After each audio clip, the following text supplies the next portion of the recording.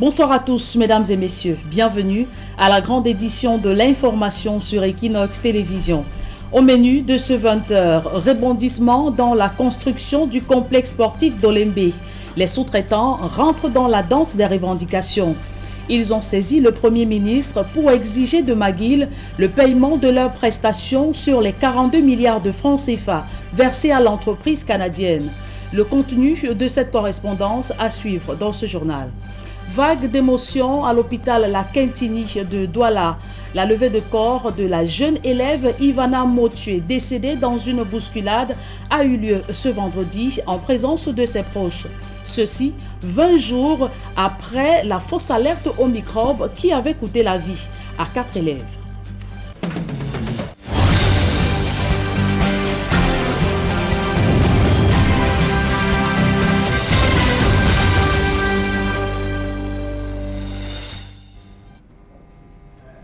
Une fois de plus, bonsoir à tous, mesdames et messieurs. Merci de nous recevoir chez vous.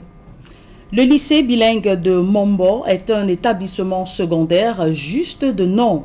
Faute de bâtiments bien aménagés, élèves et reptiles se côtoient au quotidien. Ombre de lui-même, le lycée bilingue de Mombo dans le Mongo manque surtout d'enseignants. On voit tout cela dans ce reportage de Jacques Molon et Kevin Thiogo. Des reptiles qui se retrouvent dans des salles de classe. Ce témoignage est celui des élèves du lycée bilingue de Mombo et des personnalités de cette commune du département du Mongo. Créé il y a une dizaine d'années, cet établissement d'enseignement secondaire qui compte à ce jour un peu plus de 600 élèves fait face à un déficit criard d'infrastructures. Pour certains cours, notamment les quatrièmes espagnols, parfois des cours sous un arbre avec leurs professeurs parce que la classe est occupée par la série allemande. Et donc ça nous pose beaucoup de difficultés. Les quelques bâtiments construits à matériaux provisoires, fruits des efforts des populations locales, se ploient progressivement sous le poids de l'âge. Les dangers encourus ici par les apprenants sont innombrables. Ce lycée doit être refait d'une bonne manière. Même la position là où se trouve le bâtiment, c'est dans la forêt. Dernièrement, nous avons fait une visite lors des reprises de salles de classe. Les serpents sortaient de salles de classe. C'est en bord de la forêt, il n'y a pas de barrière. C'est des projets qu'il fallait maturer et que l'État mette la main, nous aider, nous laisser aider pour que les choses aillent bien pour nos enfants. Bon, mais rien n'est fait. Vous voulez qu'on fasse quoi? Nous avons crié, finalement nous n'avons que les yeux pour pleurer. L'élu local déplore la démission des pouvoirs publics dans la mission d'encadrement de la jeunesse à Mombo. La décentralisation nous fait encore défaut. Tout se parle encore dans les discours. Mais rien n'est mis en place. Parce que nous ne serons plus aujourd'hui à parler de lycée qui n'a pas de salle de classe. Même des toilettes, proprement dit, n'existent pas au lycée. L'unique lycée que nous avons ici à Mombo a eu son état délabré. Face au nombre sans cesse croissant des élèves, l'association des parents d'élèves a initié il y a 3 ans la construction de nouvelles salles de classe. Faute de moyens, les travaux n'ont pu aller à leur terme. Voilà les salles de classe que nous avons commencé depuis 3 ans. Bon, nous allons en dents d'ici parce que l'effectif, nous avons seulement 600 élèves.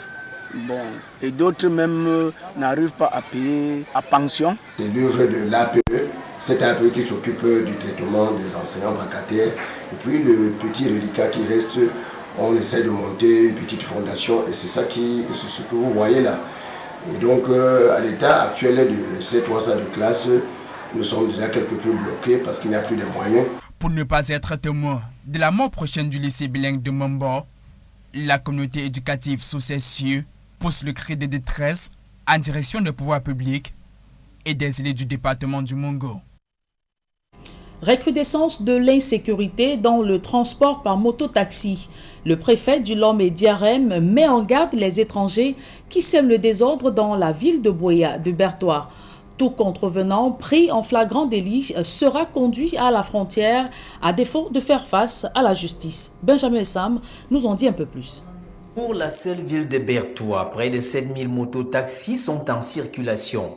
Cette bonne santé apparente du secteur n'est que l'arbre qui cache la forêt. Les gens ont constaté qu'à travers les motos, ils peuvent se faire de l'argent. Et en ce moment, ils oublient l'essentiel qui est la sécurité. Ça voudrait dire que si les gens laissent les intérêts à côté, on peut assainir le secteur des transports par moto-taxi. Le manque d'application des mesures pour afin que chaque personne puisse avoir toutes ses pièces, pouvoir travailler en toute légalité. Pas surprenant que le secteur des transports par moto-taxi à Berthois soit dans un désordre permanent. Comme vous vous en doutez, au cours des 2 derniers mois, nous avons enregistré quelques mouvements d'humeur de la part des moto-taximens dans la ville. Et nous voulons aujourd'hui assainir ce secteur et surtout amener ces jeunes gens d'abord à comprendre qu'ils ont un rôle très important à jouer dans le développement économique de ce pays. Le préfet du Lom Médierem vient de rencontrer à Berthois tous les acteurs du secteur. Objectif, assainir. Nous voulons qu'ils soient conscients des responsabilités qui les incombent dans le développement de ce secteur. Nous disons donc qu'à la fin de cette réunion, une commission ad hoc sera mise sur pied pour assainir ce secteur, c'est-à-dire identifier et enregistrer tous ceux qui exercent cette activité dans la ville de Berthois et ses environs. Pour y parvenir, l'autorité administrative appelle les syndicats à jouer pleinement leur rôle. Ces structures n'ont pas pour rôle d'exploiter et d'expolier ces jeunes gens. Vous avez suivi vous-même.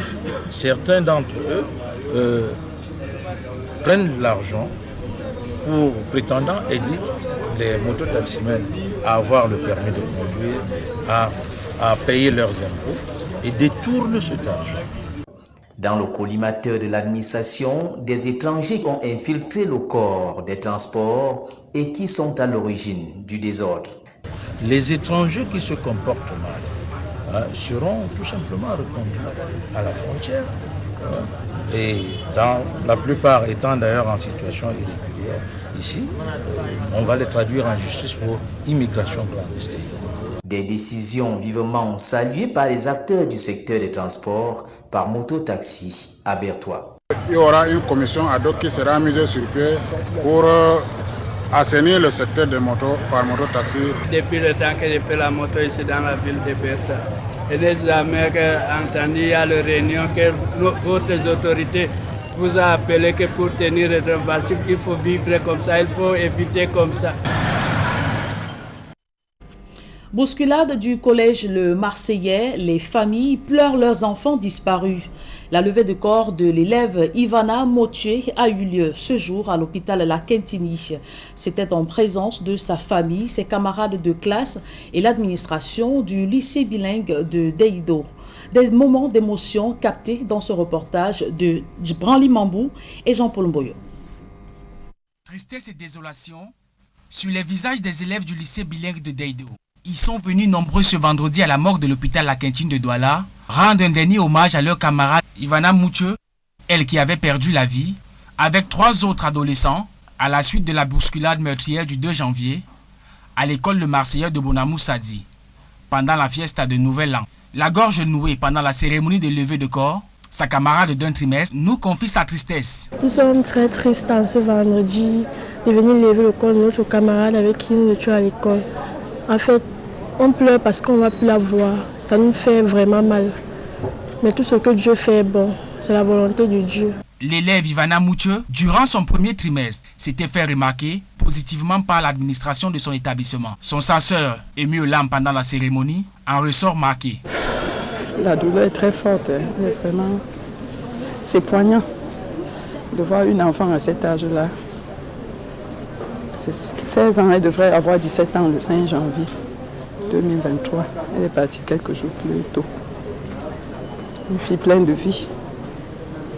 Une belle petite fille, assez douce.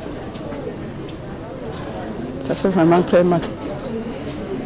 C'est pourquoi nous sommes venus partager la douleur avec la famille. Ivana, qui n'a vu que 2023 pour quelques heures, entame sa marche vers sa dernière demeure, alors que le résultat des enquêtes autour du drame qui a coûté la vie à ces adolescents n'a pas encore été rendu public. Et un autre Camerounais qui entame son dernier voyage pour l'éternité, c'est bien l'artiste musicien Diene Diento. La levée de corps du père du titre à succès débroussaillé a eu lieu ce vendredi à la garnison militaire de Douala. D'autres précisions avec Théophile Tchunke et Moïse Mbundia. Diene Diento, l'artiste d'État et prince d'Unkam, entame son dernier voyage. Pour l'éternité, l'artiste camerounais s'en va.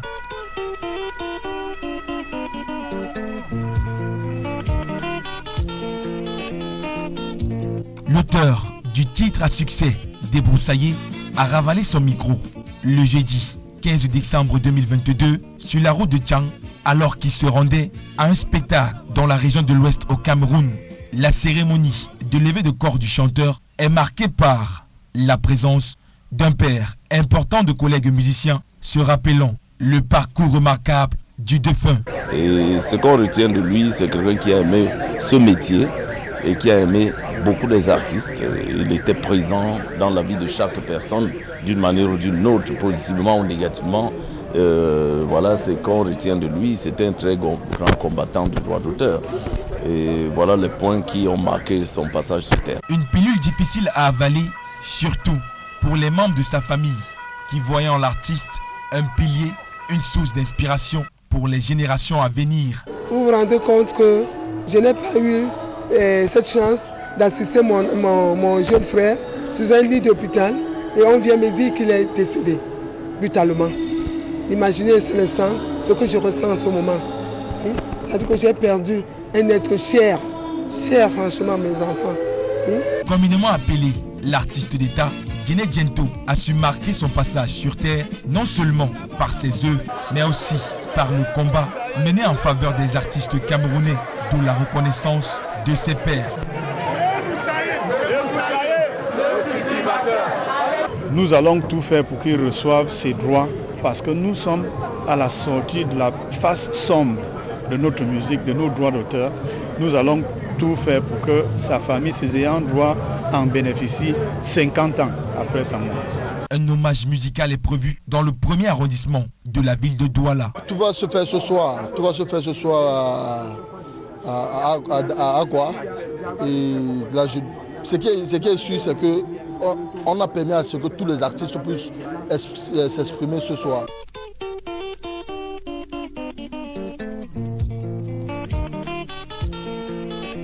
C'est donc au passé que l'on parlera désormais d'Alain Diene, mais les œuvres de l'artiste Diene Diento resteront à jamais gravées dans les mémoires des amoureux de la bonne musique. Il est porté disparu depuis mardi 17 janvier 2023. L'enlèvement de Martinez Zogo est un cas école de répression et atteinte à la vie des journalistes au Cameroun. Ces pratiques visent à faire taire les hommes de médias sur les dénonciations et ainsi créer la peur dans les milieux de la presse. Suivez plutôt cet éditorial signé Jean-Guy Zogo. Le Cameroun prend-il des allures d'une république de barbouzes? Il faut le craindre tant les services officiels, police, gendarmerie, justice et voire le gouvernement tout entier n'agissent plus officiellement, libre cours étant alors laissé à des pratiques officieuses comme les enlèvements, la torture et les menaces de tout genre. C'est le cas avec l'affaire Martinez Zogo, l'animateur de la chaîne de radio Amplitude FM à Yaoundé, lequel est porté disparu depuis 3 jours maintenant. Voici quelques semaines, il avait rendu public ce qui était présenté comme les transactions financières peu orthodoxes impliquant le patron de presse Jean-Pierre Amourou Belinga, président directeur général de la chaîne de télévision Vision 4. Selon toute vraisemblance, il a fait l'objet d'un enlèvement alors qu'il regagnait son domicile mardi dernier. Dans un contexte politique camerounais en transition, ces pratiques résultent de la guerre des clans autour du président de la République Paul Biya, notamment de sa succession, les moyens d'État étant mobilisés pour agir, mais les règles de la vie républicaine étant, elles, jetées aux orties. Et ce sont les journalistes qui en pâtissent, lesquels on veut faire taire, à défaut de les utiliser pour des batailles au sommet de l'État. Qu'on en juge, Outre Martinez Zogo, Jacques Blaise Vier, directeur de publication de l'hebdomadaire La Nouvelle, est également porté disparu après une plainte de Jean-Pierre Amour Belinga pour injure et diffamation. Ces derniers jours, ces 2 chiens ont été abattus et son véhicule saboté. Idem pour Dieudonné Mveng, directeur de publication d'Info Matin, qui est lui aussi dans le collimateur. Un tel climat rappelle d'une certaine manière les cas comme ceux de Paul Bernetel, défenestré au Brésil après son retentissant article « Le crépuscule des dictateurs » dans lequel il s'en prenait vertement à Amadou Ahidjo, ou encore le peintre Robert Lyon au Gabon, mort d'une balle dans la tête à Paris à cause de sa trop grande proximité avec Joséphine Bongo. Le cas Martinez-Zogo devrait être l'occasion de remettre les principes de la République au cœur du débat. La presse camerounaise en a les moyens. En son temps, elle fit plier Laurent Esso, alors tout-puissant secrétaire général de la présidence de la République, dans l'affaire Bibi Ngota, en le contraignant à remettre ses journalistes entre les mains des instances judiciaires officielles. Il n'y a pas de raison qu'avec l'affaire Martinez-Zogo, il n'en soit pas de même. Et de plus en plus, l'on enregistre des cas de violence et abus d'autorité sur les journalistes au Cameroun. Déjà cibles et victimes d'une répression administrative et politique, les hommes de médias sont-ils désormais en insécurité? Élément de réponse dans ce reportage que signent Francis Boyom et Pierre Laverdure-Romban. La répression de la scène médiatique au Cameroun, qui comptait en 1996 1300 titres déclarés à l'administration territoriale, est protéiforme. À première vue éparse, elle sévit depuis des années comme un dispositif quasi homogène dont les finalités sont connues, au moyen d'un contrôle de type autoritaire des personnes et des espaces de liberté. La domination des médias par le champ politique avec des effets néfastes, outre la violence qu'elle génère et à laquelle elle a recours. Elle contribue sensiblement à déstructurer et informaliser le secteur journalistique ainsi qu'à précariser la vie, voire la survie de ses acteurs. Le point de départ des procès de la presse au Cameroun est l'affaire Monga Djawé. Le 27 décembre 1990, Célestin Monga, économiste, publie dans les pages de Le Messager une lettre ouverte au président de la République avec un titre « La démocratie truquée ». Commence alors, à partir de cette date et à l'ère de la démocratie, le dur combat des journalistes pour la liberté d'expression et en même temps celui d'exercer librement dans ce qui est considéré aujourd'hui comme le 4e pouvoir. S'appuyant sur les pouvoirs importants qui peuvent se rattacher au principe du respect de l'ordre public, des institutions et de ceux qui les incarnent, l'appareil judiciaire camerounais va se rendre coupable très souvent d'abus en tout genre. Un survol des procès clés intentés à des journalistes au cours des 10 dernières années le souligne. Il faut se souvenir des procès nombreux contre des journalistes et dont certains en ce jour restent encore derrière les barreaux. Comment ne pas se souvenir, et pour en faire référence, des cas de violence et autres abus portés sur des journalistes. Samuel Ouazizi, Martinez Zogo, Sismondi Barlet Bichoka, ils sont tous les jours en insécurité. Une insécurité qui va du cadre légal et qui permet des abus en tout genre, aux menaces de mort proférées à l'encontre des journalistes, en passant par l'emprisonnement, les brimades et les vexations de toutes sortes. Musulmans et obstacles aux activités de la presse. Les hommes de médias demandent au gouvernement les journalistes demandent au gouvernement de laisser les médias exercer en toute liberté. Ils font ici allusion aux intimidations observées depuis les frémissements de la transition en cours au Cameroun. Joël Essenge d'Alastiana, Donald Briskamgan. L'un des plus anciens journalistes en activité au Cameroun, Xavier Messier se dit profondément inquiet de la tenue que prend la répression des professionnels de médias ces dernières années. Lorsqu'un journaliste est convoqué devant la justice ou devant la police, il a peur. Il a peur parce qu'il ne sait pas ce qui va lui arriver. Moi, je vous dis en ce qui me concerne, la semaine dernière, j'étais au tribunal. J'étais au tribunal sans même qu'on ait commencé le débat sur ce dont je suis accusé. Il y a un avocat qui a dit tout haut: pourquoi Xavier Messier, directeur de publication de Calam, doit-il comparaître libre? Vous vous rendez compte l'ambiance qu'il y a dans cet environnement-là. Certains analystes lisent cette hostilité que subissent les entreprises de presse à la période de transition politique au Cameroun. Mais tranche-t-il, les clans en bataille au sein du pouvoir devraient permettre aux journalistes de rendre compte de la situation du pays.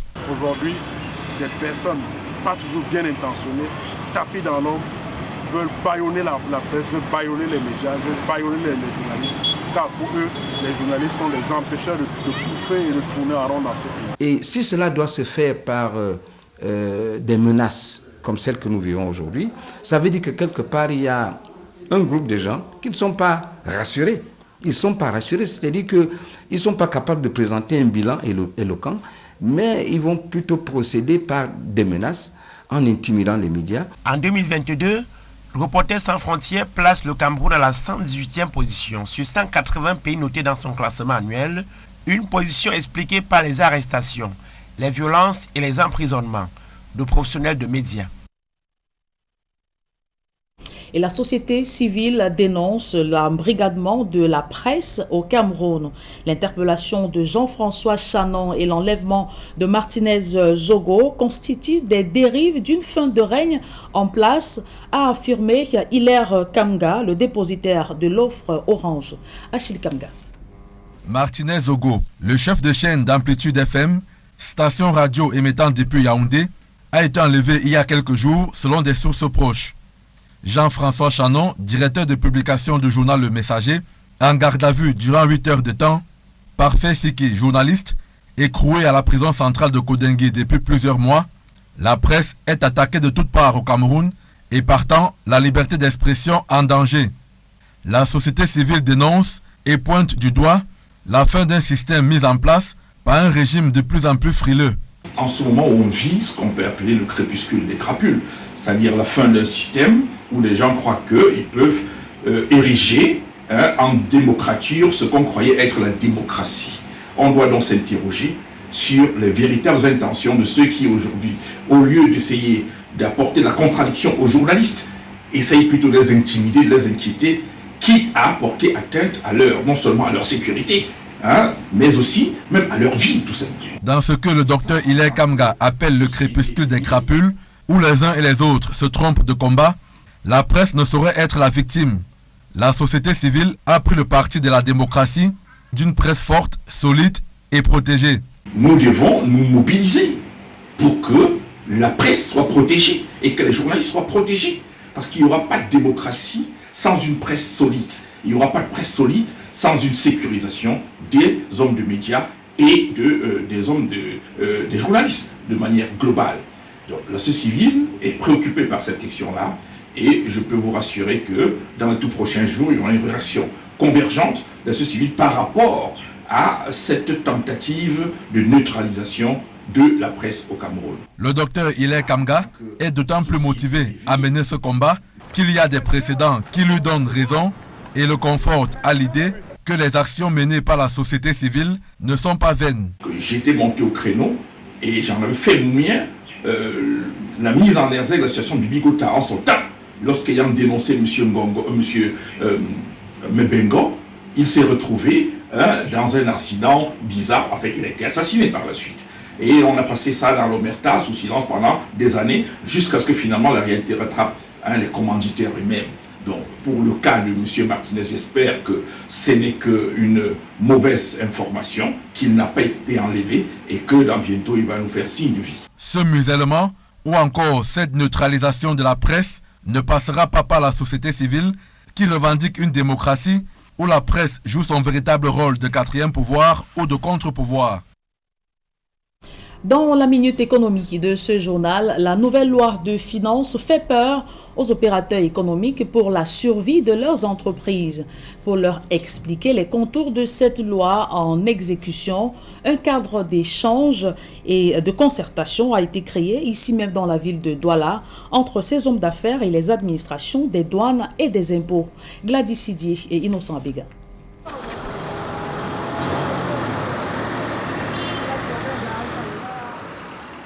Des opérateurs économiques disent être asphyxiés face aux pressions fiscales. Un cri de détresse lancé depuis fort longtemps qui s'est accru cette année avec l'entrée en vigueur de la nouvelle loi de finances. Nous avions envoyé des lettres au niveau de l'administration en attirant leur attention que les taux qui ont été retenus comme augmentation, à savoir de 10 à 15% pour le bois transformé et de 50 à 60% pour les bois en grumes.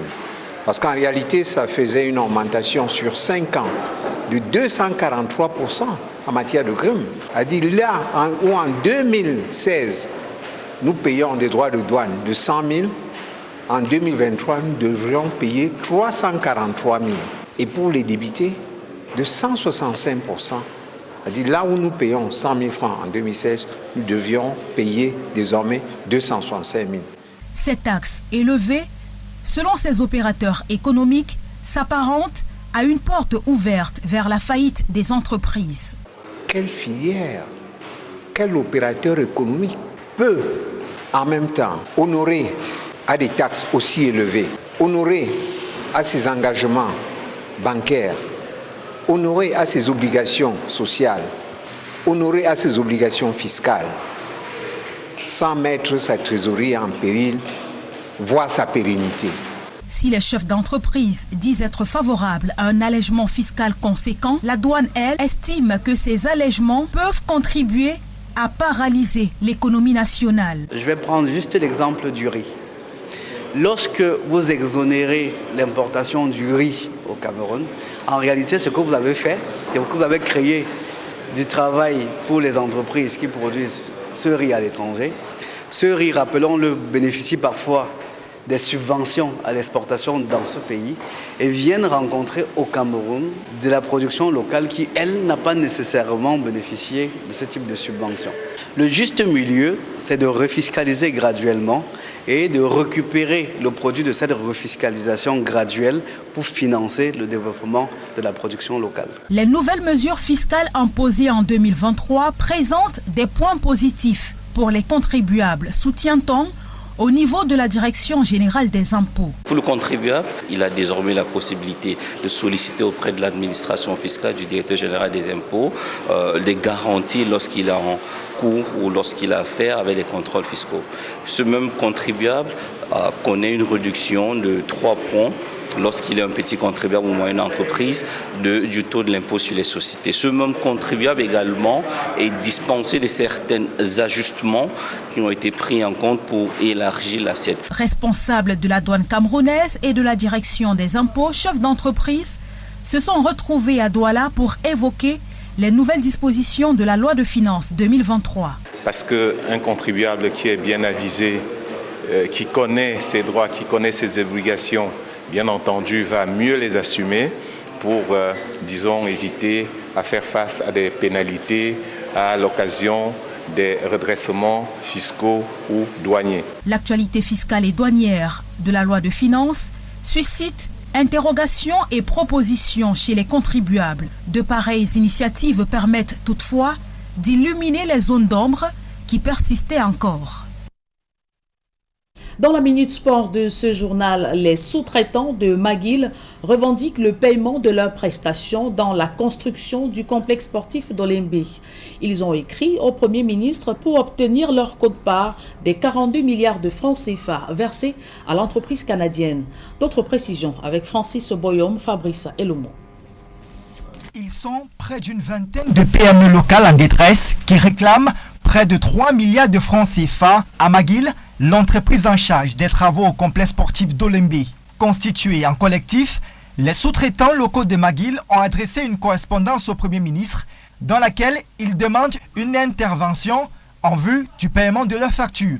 Dans cette même lettre, ils informent John Goutet qu'ils n'ont reçu aucun paiement de la part du constructeur canadien depuis la fin de la CAN 2021 jouée au Cameroun. Ces prestataires locaux de McGill disent aussi apprendre récemment avec stupéfaction que McGill a déjà empoché 42 milliards de francs CFA pour les travaux d'Olembe. Quentin Roufat, chef service de communication de McGill, informe que des 42 milliards reçus par le constructeur canadien, près de 36 milliards ont été alloués au paiement de la main-d'œuvre locale, y compris les travaux supplémentaires. McGill, à son tour, accuse le ministère des Sports, maître d'ouvrage des travaux, de n'avoir pas versé le reliquat depuis juin 2021. L'entreprise canadienne rajoute qu'au même titre que les sous-traitants, elle est en attente du paiement des décomptes dus aux travaux réalisés au complexe sportif d'Olembe. C'est avec ce reportage de Francis Boyom et Fabrice Eloumou que nous mettons un terme à cette édition du 20h. Merci de l'avoir suivi, mesdames et messieurs. Ne quittez surtout pas Equinox Soir, deuxième partie. C'est dans quelques instants avec Serge Alontou et ses invités. Très bon début de week-end à tous.